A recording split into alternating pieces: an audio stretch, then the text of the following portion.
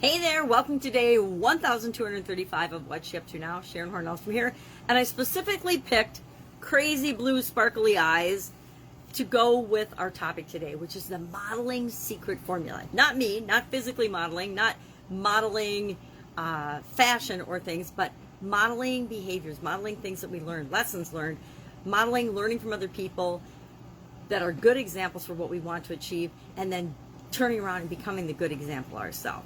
Well, our idiom for today for Supersize Your Business was to take a leaf or a page out of something. So I had the secret formula book, and I ripped the page for the secret formula for modeling out of it. And I've never thought about this specifically, or I don't remember consciously thinking about it lately, at least not in the last decade or so. But modeling and being an example, there's a formula for doing that. There's a formula for learning things, which modeling is just observational learning. We model things by observing them. And then we also, sometimes we actually create physical models or prototypes or plans or blueprints. They're all forms of models. Or 3D printers now can model and create all kinds of things. So what is the secret formula for modeling? I might as well share that here too. It's attention, retention, reproduction, and motivation. And when you add those things together, we have the key components of observational learning or modeling. We have the key components of how do we do it, as well as how do we be an example, a good example for people. So that was our example today. And I wanted to talk about that because this idiom actually, literally it means tearing a page out of something like a magazine or a book. If you've ever been to the library and you're reading along and all of a sudden the page you need is missing from a book, super frustrating. Or magazine, doctor's office, car dealership or car service department, sitting there getting your oil changed and you're reading along and you want to find the absolute secret component of something, and lo and behold, that page is missing. Super frustrating. But that's what it means literally, but figuratively, it's not that nefarious. It's not that bad. It means to copy and learn from or model other people, places, things, or resources, right? And aren't we all just a conglomeration of all of the experiences we've had, all the people we've been in contact with, all of the teachers, the coaches, the friends, family, everything. We're all just a conglomeration of everything we've experienced, and we keep the parts that work for us, and that's how we become who we are. Is we keep what works for us, and we let go of the rest, or we try to take the least amount of flack or damage from the stuff that isn't awesome about us, because we are all human. We all have really strong characteristics and strong attributes in some areas, and then we kind of stink in other areas. It's just part of being human. So I thought that was an interesting model and an interesting formula that I really hadn't thought about until yesterday when I researched it. I thought, well, how do we learn? How do we become who we are? I'm hanging out with my 4-month-old granddaughter, and we realized that, we're not born learning how or knowing how to do anything. She's learning how to roll over and stand up on her legs, but, just stand up and crawl. And it's interesting to watch the process because, I'm old and I forget about it, but you don't just decide one day you're going to crawl and then all of a sudden you crawl. It's a daily effort and practice and learning and observing and modeling. Now, it's hard to learn how to crawl. I think it's almost harder to learn how to crawl than walk for kids unless they're around other kids, because everybody around her, everyone is walking, and so she has this huge desire to stand up on her feet and be held up on her feet and be, vertical instead of horizontal. And so now I'm making sure every day that we have some tummy time so she can practice crawling around with her. I'd love to have a camera to see that craziness. But that's how we learn, is by observing other people. And so I want to make sure she learns to crawl. Our idiom, or not our idiom, our challenge for our annual challenges here, to do one thing every day that centers us, was about blank canvas and throwing as much paint in it as you possibly can. So I grabbed my granddaughter's new 6-pack of canvases, because we're doing projects this summer, of course, her and her dad and I.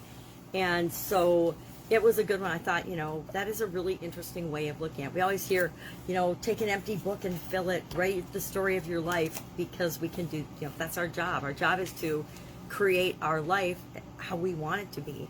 And the same is true of taking a blank canvas. They're great analogies to help, or metaphors to help us see that we really have a lot more power in how our life turns out and how we react and respond to things than we give ourselves credit for a lot.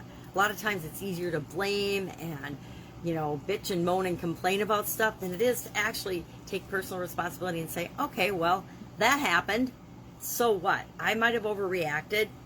So what? Why don't I learn from that mistake and then not do it again? Or I'm going to find myself overreacting again and again and again and again ad nauseum, because nobody wants to be around anybody that overreacts all the time. At least I don't. And I know that we get the opportunity to create and be whoever and whatever we want to be. But we need those reminders, those constant reminders. So, thinking about very much, not thinking about very often, as I'm hanging out with the granddaughters for a couple of weeks, the next Get Up and Go challenge, August 1st, going to hold off till August 1st. I don't know if I can, because I'm really missing doing it, but I'm going to hold off till August 1st for the next 30-day Get Up and Go challenge, and going to have some fun, unique twists about that. So as my granddaughter is creating, and my granddaughter wants to create a line of toy products, which I think is fantastic. So she's brainstorming. She's 6, by the way. She just turned 6. She's brainstorming all and drawing out prototypes and coming up with what she wants this line of toys to be like. And it's really fun to watch her go through that process. And I am totally going to encourage it, because I think she's got an amazing mind, and I want to make sure that that amazing creativity doesn't get squashed out of her, as soon as possible now that she's in the school system. So that's it. If I can help you in any way, ask in the comments below. I offer that, and this is one of those blocks of time where I don't have a lot of time, so catch me and I will help you ASAP.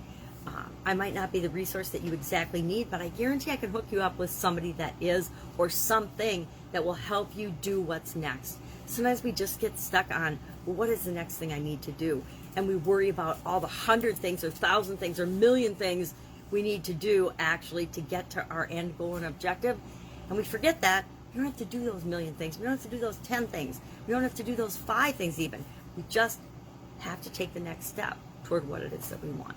And I like to consider myself a master at taking that next step, knowing what that next step is, and helping myself and other people to take that next step so we never feel stuck. Now, does it mean sometimes we're not going to take the wrong next step?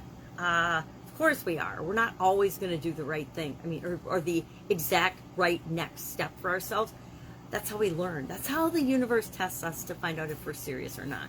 Because a lot of people say they want something, but they really don't. Me included. There's things I say that I want, but if I'm being 100% honest with myself, if I really wanted it, I would have had it already. So do I really want a Lamborghini? No. I've said for decades that I want a Lamborghini. But do I really want a Lamborghini? No. Because if I wanted a Lamborghini, I would have a Lamborghini. So, especially now you can't see to drive, I definitely don't want a Lamborghini. I don't want somebody driving me around in a Lamborghini. That would just be lame. Doesn't mean I won't take a ride in one and go to a racetrack or something or have fun, but I'm not ever going to get a Lamborghini as much as I think or thought that I wanted a Lamborghini. I think that's a pretty good example of what I'm talking about. All right, have an awesome day. I will, of course, be see you tomorrow. I'm going to go check on that baby. She's sleeping through my videos this week so far, and so I'm super happy about that. Have a great day.